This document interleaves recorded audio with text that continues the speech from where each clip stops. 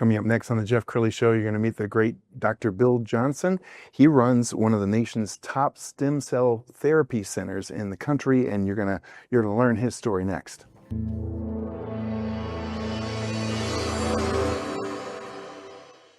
Many are predicting that the worst is yet to come, which is unfortunate, said one person here.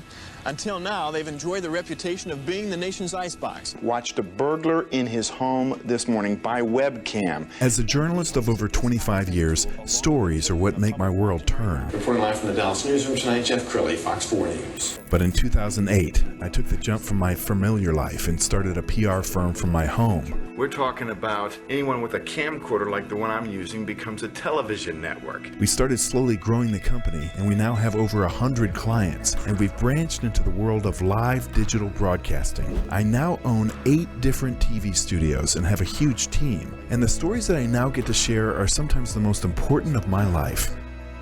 Life has a funny way of coming around full circle. This is the Jeff Crilley Show. Well, as you just saw, I reported news for 25 years, and I remember some 3 decades ago when you heard about stem cells, they were fairly controversial. I don't know what to think about this, but now they're entirely mainstream, and that's why we invited in Dr. Bill Johnson. He's with Innovation Stem Cell Center, and they were just named by a major magazine the top stem cell treatment center in the country. Congratulations. Well, thank you. We've been very honored. Okay, so you got into stem cells how long ago? We got into stem cells 13 years ago and we've done several thousand cases since that time. So help me understand this, because, I think about like Tiger Woods, and he got so many back surgeries, and many people say, man, had he only gone with something like a chiropractor and maybe some stem cells, he might have saved that amazing back. Well, it's important to understand that stem cells are very, very good at anti-inflammation. They're exceptional at resetting the immune system and making it quit doing things it shouldn't do. And they're really good at promoting healing.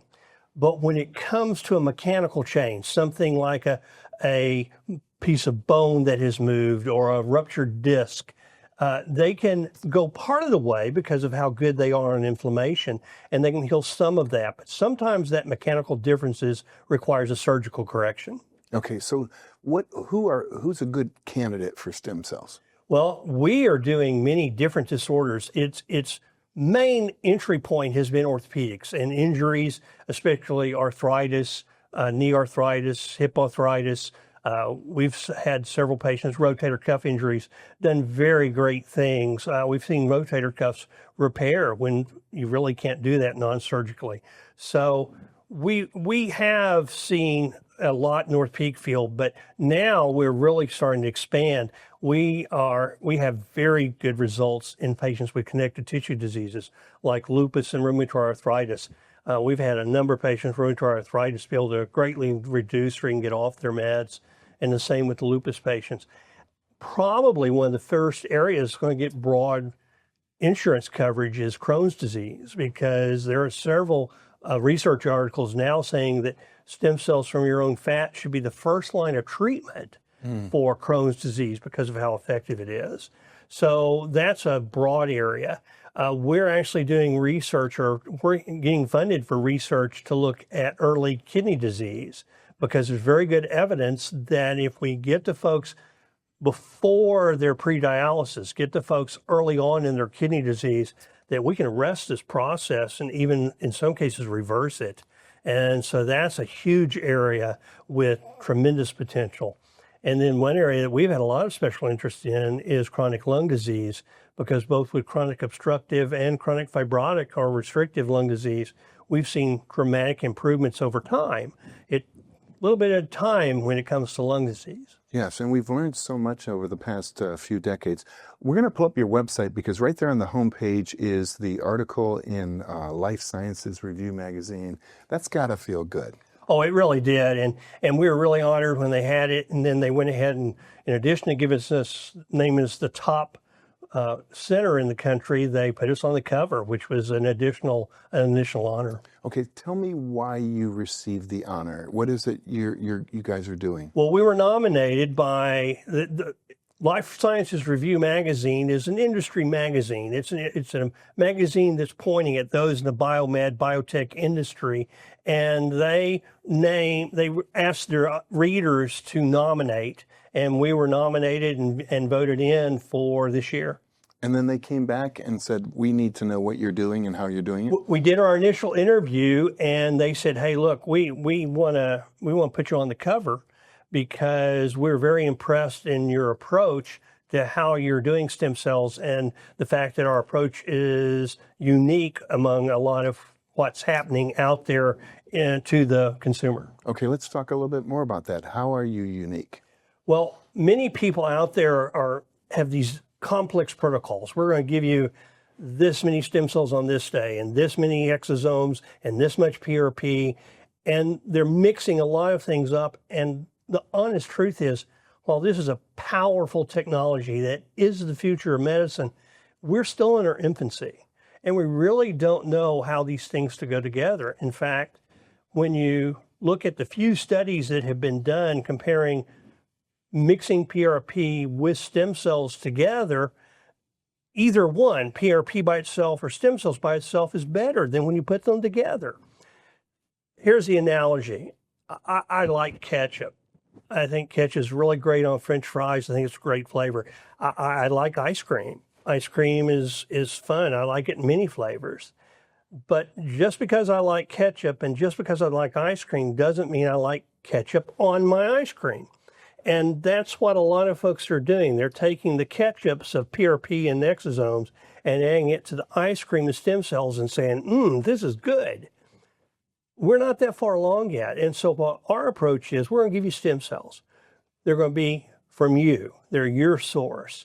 We're going to give it in a way, we're going to deliver it back to you in a way that's been approved by an institutional review board so that we know we have good oversight. And then we're going to measure that so that when we come back, when somebody comes to us, we can tell them, here's what you can expect to the degree that we know it. And we're going to tell them what we don't know and when we don't know it, so that they have a real idea of the potential benefit before they come and do the procedure. Well, I encourage my audience to go out and go to YouTube and look at all of his videos. He's created like thousands of videos. I found one that I really like. Let's go ahead and roll that.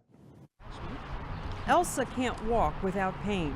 Doctors say she needs 2 knee replacements.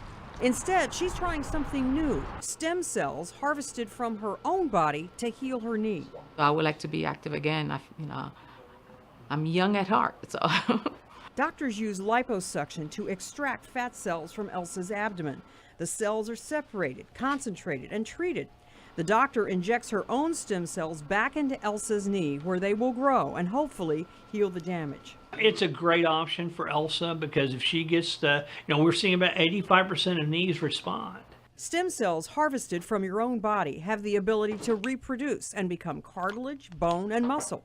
Well, it is remarkable, and I think that we're seeing some really remarkable changes and responses in a lot of our patients. I think I've gone through enough pain, so I don't need any more. Elsa is just hoping to walk again pain-free without going through the discomfort of knee replacement surgery or the inconvenience of rehab. I'm Marty Salt reporting. Amazing. And you've been in this game for a long time. Tell us about the advancements in the last decade. Well, what we've really seen, when we started out 13 years ago, we had some data on knees and maybe a couple other joints, but most of these other areas, there was really very little data. Now, not only do we have internal data, but we have a number of published studies that we can talk about. So when someone comes to us now, in most of the time, we can give them a pretty good idea of exactly what they can expect from their procedure. Okay, so as you look into your crystal ball, does this become kind of the miracle solution to most of our ailments? We're going to see this become the first step, is how I would place it. Because what we're doing is the very simplest form of stem cell therapy. We're giving it back to you so that your cells can go, they're already smart. They're already being told by your body what they need to do. So this really is a natural means of healing, because the cells are being told by the injury what the injury needs. And then the cells are genetically designed to be able to go heal that. But as time goes on, we're going to start amplifying that effect. we're learning more and more about what is needed in the environment to do things like restore pancreatic islet cell function in patients with diabetes, or restore liver cells in patients with cirrhosis. And as we learn those things, then we'll be using these cells in greater and greater way, because the only way to fix those diseases at the end of the day is going to be to restore the cells that have been lost. Okay, the final frontier obviously is the brain. Has there been any experimentation on stem cells and the brain? Gets a little complex to discuss, but the simple answer is yes. We're definitely seeing improvement. And one of the exciting things is the brain, it turns out, has its own stem cells that can become new brain cells. That wasn't known 20 years ago. And we also know that when we take stem cells from your fat, it can turn on those nerve cells that are stem cells and make them go to work. So we're starting to see the very earliest pieces of people using stem cells from fat to go and stimulate the stem cells in the brain. But the other thing that's available right now is a lot of neurologic disorders we can talk about as simple stroke. The stroke has an area that's dead in the center, but it's also got areas around that that are inflamed. And the highly anti-inflammatory effects of stem cells can reduce that injured area and restore brain function, even in patients that are a year or two out from a stroke. Wow. All right, Dr. Johnson, we have a couple minutes left, so the person watching this who might want to engage you, they contact you through the website? The website is a great piece. That's innovationstemcellcenter.com. We also have a very large Facebook and Instagram presence, and of course YouTube. So all of those are good, and they can always call the office. Outstanding. Thank you so much for coming on the show. We're going to end with that website again, which is innovationstemcellcenter.com. The great Dr. Bill Johnson. Thanks for coming on the show. Thank you. You bet. That's it for now. We'll see you next time.